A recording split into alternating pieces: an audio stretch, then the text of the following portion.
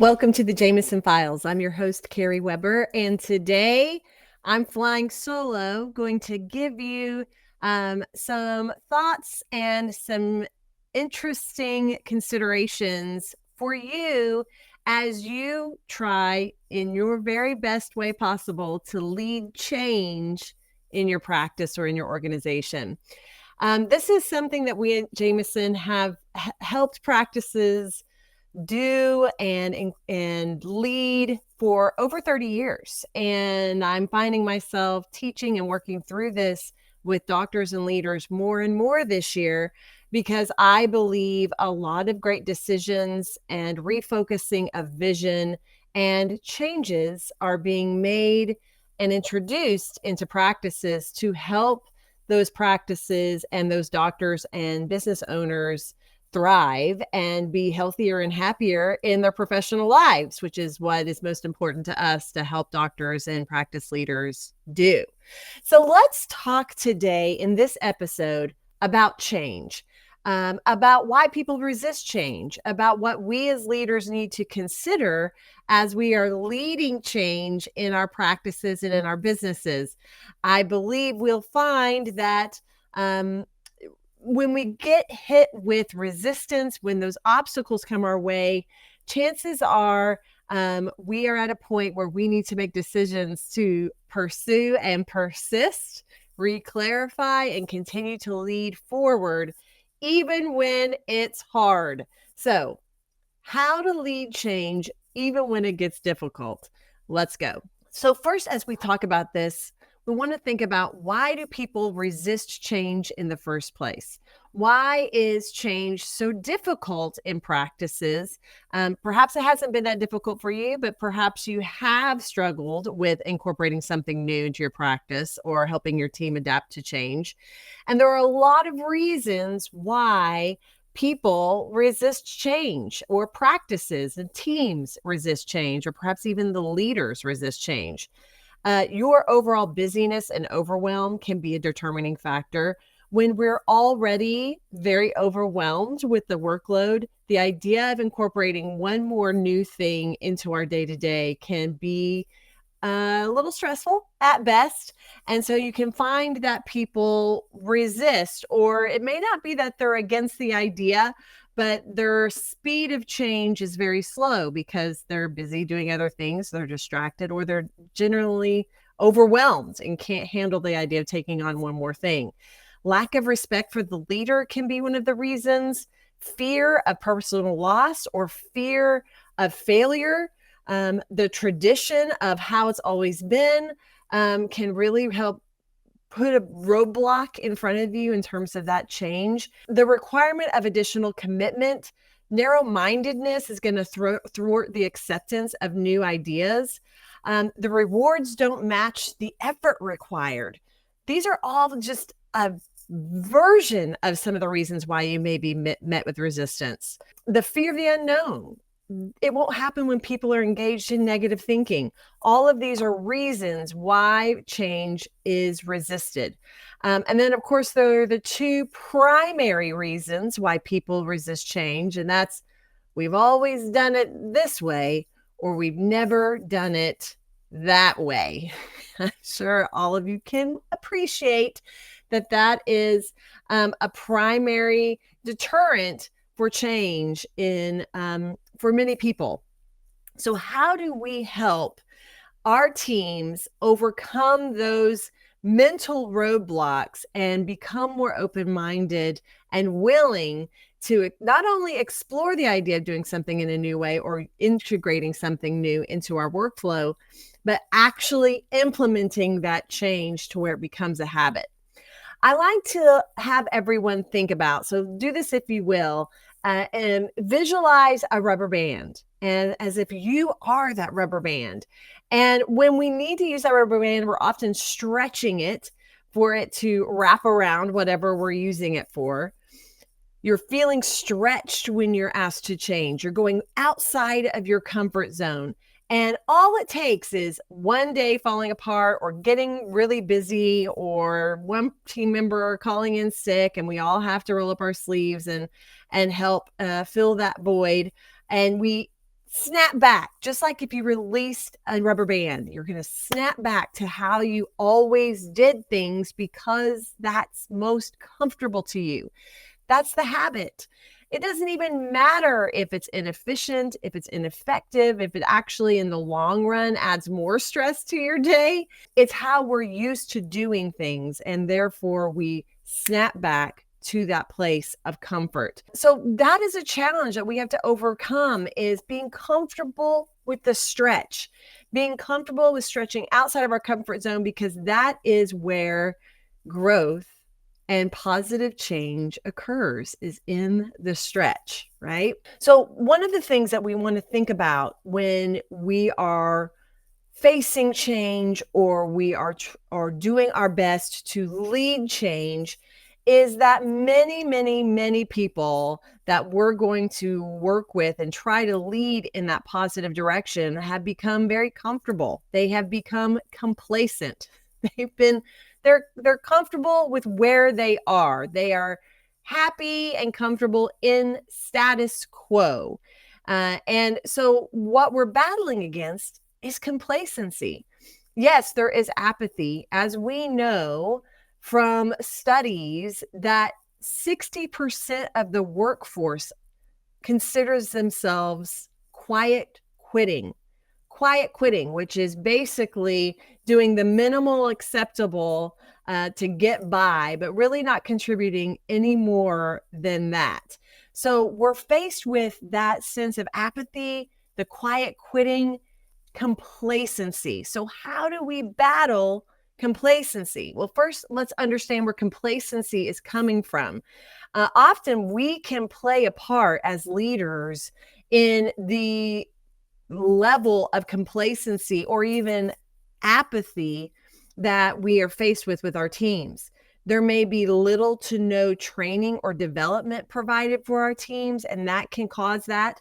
The culture may be toxic or negative, and wow, all you need is one toxic person, and that is going to hinder any efforts that you put forth to help change your business or your practice in a positive way.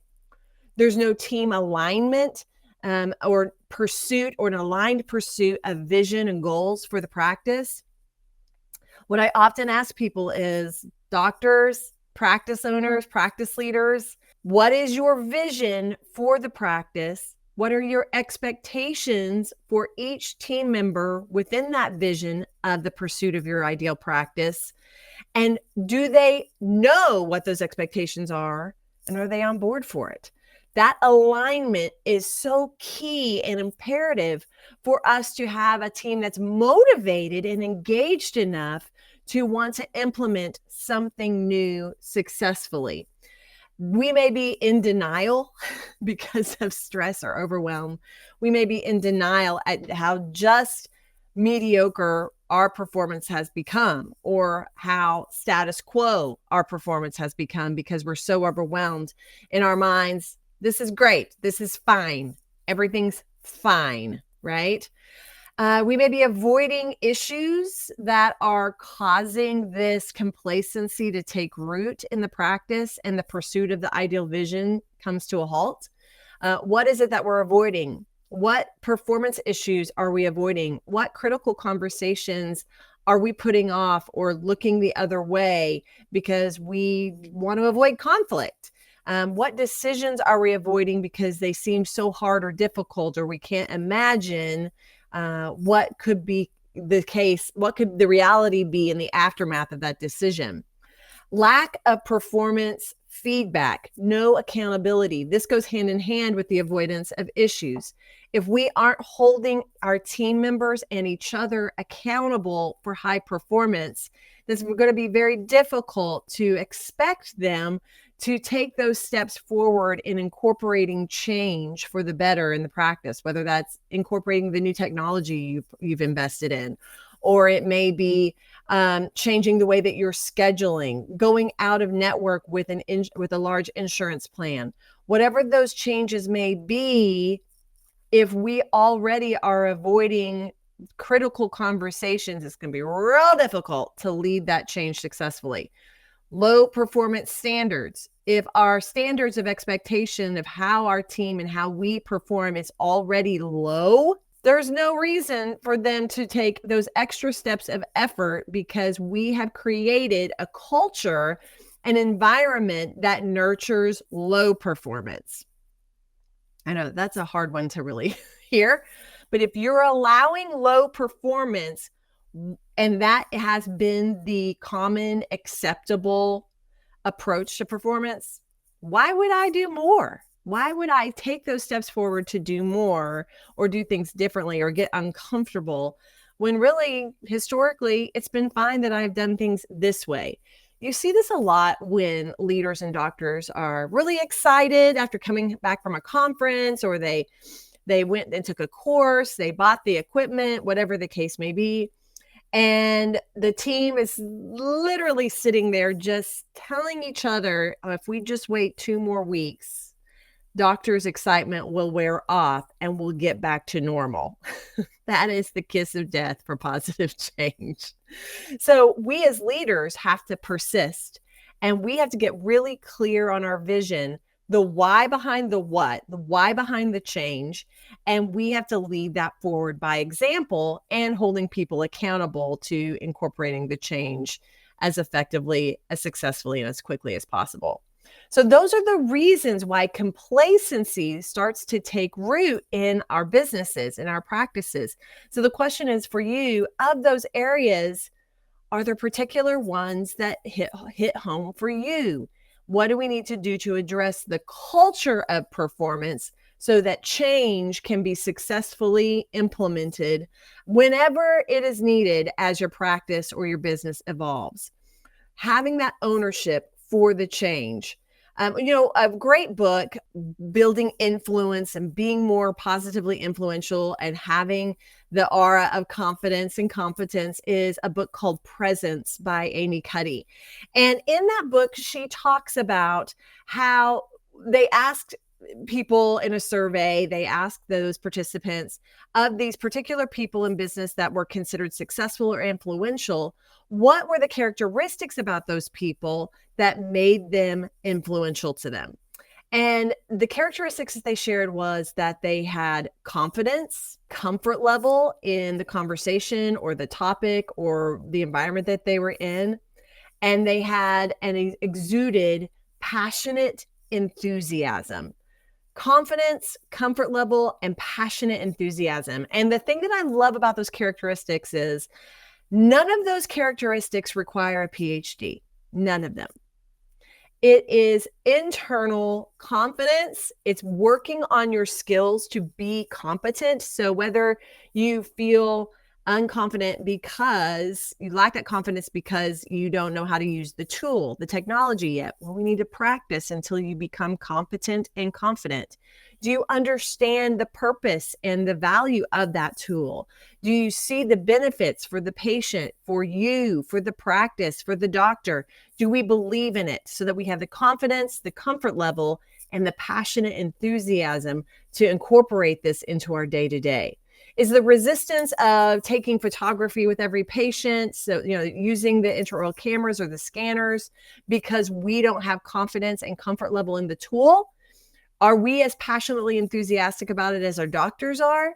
There's a lot of questions that you may want to ask yourself. Whatever the change is, it may be bringing in somebody new. It may be eliminating a position in the practice. It may be changing the entire brand of the practice or focus for the practice. It may be bringing in a new doctor. It may be transition of ownership. There are so many elements of change that we have to become comfortable with. And I love these characteristics that Ms. Cuddy talks about in her book. And it's a good question to ask ourselves in every area of our professional careers. Are we confident? Are we comfortable? Do we have a comfort level in understanding what we're doing and what we're talking about? And are we passionately enthusiastic about the work that we do? How do we make change happen and stick? I'm talking to you leaders, whether you're a departmental leader, whether you're an office manager, whether you're an operations manager of multi-locations, whether you're a regional manager, whether you're a doctor, whether you're the owner, whether you're an associate, a lot of scenarios of you needing to either support change that's happening or lead the change that you've decided on. So how do we make it stick? It's one thing to say it, say, hey, here's what we're going to do. Hey, we've got this thing now. But it's another to see it actually come to life in your practice or in your business. Number one is that we need to communicate the why behind the what. Why are we doing this? Why are we changing the way that we're scheduling? Why are we changing the technology that we're using? Communicating the why behind the what so that your patients, your team, your community, whoever your audience is that needs to understand is clear and sees the benefits of this change. Also, remember, everyone's motivated by what's in it for me. How is this going to serve me as a team member? Is it going to save me more time? Is it going to make me more comfortable? Is it going to help more of my patients get healthy? What are the things that it does to benefit us all? Understanding the why behind the what. The next step in making change stick and happen is to motivate. Build your case for change. What caused you to make this decision? What is our vision? Where are we going? How does this fit in the steps we're taking to see that vision come to life? Build your case. Again, what are the benefits for me, the team member that has to incorporate this change into what I'm doing every single day? What are the results that we can get when you have wins occur, when someone actually uses the technology, when someone actually hits goals in the schedule and the schedule looks the way we want it to? Are we recognizing that work well done and showing the benefits that we experienced by successfully incorporating that change into the workflow? Lead, reflect what you expect. If you want a change to occur in the practice, let's say you want to start incorporating daily huddles, and you maybe did them years ago, but everyone fell off. We just fell off of that habit and stopped doing it for various reasons, and now we want to start them back. If you're the leader working to reintroduce huddles, guess who has to be on time at the huddle every day and ready to go? You do. So if we want our team to start stepping up and showing up in a new way, an improved way, in a different way, we have to go first. And we have to reflect what it is we're expecting in their performance. So make sure that you're leading in that integral way for positive and effective change. And finally, we have to systemize it. We want to repeat whatever it is that we are wanting to create into a habit again and again and again. A learning curve happens because of repetition. So in order for us to get competent, confident, and passionately enthusiastic about whatever we're going to do differently, we have to practice that, repeat it again and again so that it starts to become a comfortable habit in our workflow. We need to evaluate. How's it going? What obstacles are we running into? What do we need to do differently? So making sure we're taking time in team meetings to evaluate whatever it is that we're changing, improving, implementing, integrating, so that we all have time to talk through that, troubleshoot, practice, adjust, adapt, so that we get more and more comfortable and we get a workflow or we introduce it in a way that's successful. And then we want to measure if it's having impact, measure our results, measure our effectiveness, measure our impact, so that we have these ways to determine, are we going in the right direction? Is it working? What do we need to change? What do we need to standardize and systemize? So we have to communicate the why behind the what, motivate by building the case for change, lead by example and reflect what we expect. And then finally, we need to systemize the change by repetition, evaluation, measurement, and standardization. Are there one or more of those elements that you aren't successfully doing when you try to introduce change that can help you get a better result? Steps for success are that we must be consistent. A one and done conversation about changing something is not going to successfully integrate that change. We have to repeat the message of what we expect now, where we're going, what the change is, and then we have to be consistent in the execution of that change. We need to review reports and goals after each team meeting. Make sure you're setting goals and action items and evaluating those and the progress of those at every meeting. And then adding to those goals and action items as you accomplish the original ones on your list. Revisit those at every meeting. We want to incorporate the vision. We want to incorporate that kind of conversation. Give opportunity for questions and feedback from the team.